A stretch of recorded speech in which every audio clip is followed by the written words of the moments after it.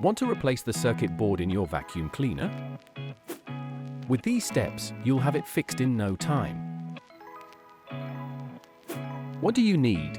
A screwdriver, pliers, and a new circuit board. Step 1. Remove the casing. The casing of this vacuum cleaner consists of 2 parts.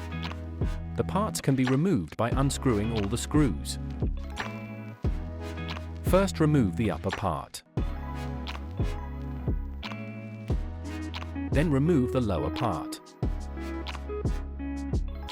Make sure that the circuit board remains in the appliance.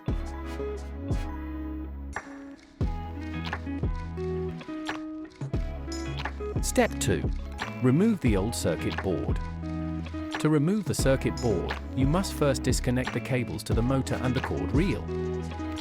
Remove the motor housing and disconnect the cables. Then disconnect the cables to the cord reel.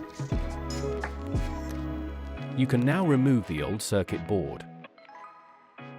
Step 3. Insert the new circuit board. Place the new circuit board in the place of the old one.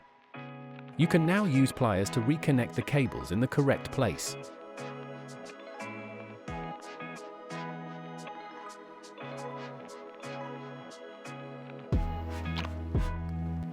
Step 4.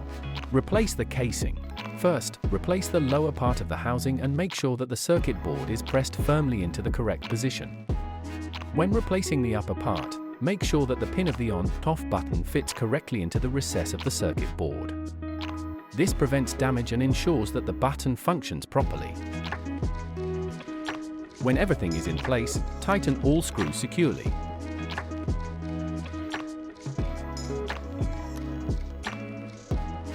You have replaced the circuit board and the vacuum cleaner is ready to use again.